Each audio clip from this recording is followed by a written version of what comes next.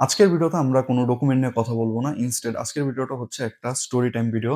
যেখানে আমি আপনাদেরকে ছোট্ট একটা গল্প শেয়ার করব এবং এই গল্পটা হচ্ছে আমার মানব কল্যাণ ইটালি ফাউন্ডেশনে জয়েন হওয়ার গল্পটা। অ্যাকচুয়ালি আমি যে সময় কনটেন্ট ক্রিয়েট করা শুরু করি, আমার গোল শুধু কনটেন্ট ক্রিয়েট করা ছিল না। আমার গোল ছিল একটা রেভুলেশন ক্রিয়েট করা। অর্থাৎ আমাদের সমাজে একটা পরিবর্তন আনা।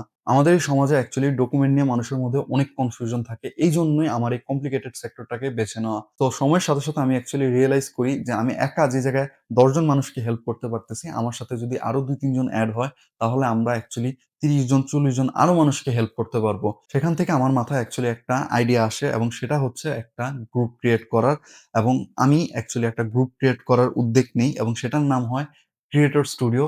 এবং ওই ক্রিয়েটর স্টুডিওতে আমি অ্যাকচুয়ালি আরো ২-৩ জন কনটেন্ট ক্রিয়েটরকে অ্যাপ্রোচ করি এবং তাদের সাথে মিলে আমি এই গ্রুপটা ক্রিয়েট করি।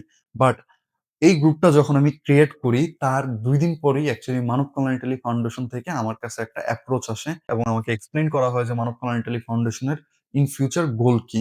এবং অ্যাকচুয়ালি মানব কল্যাণ ইটালি ফাউন্ডেশন থেকে আমি যেদিন জয়েন হই তারপর থেকেই আমার এই ক্রিয়েটর স্টুডিওর কথা আমি ভুলেই যাই এবং ওইখানে আর কোনো এক্টিভিটি রানই করা হয় না আমার। কারণ সব ফোকাস মানব কল্যাণ ইটালি ফাউন্ডেশনের উপরেই থাকে এবং ক্রিয়েটর স্টুডিও যেটা ওইটা এখন পর্যন্ত আপনার ডিএক্টিভেট হয়ে রইছে। আমরা ওইখানে কোনো রকম কোনো এক্টিভিটি আমরা রান করতে পারি নাই।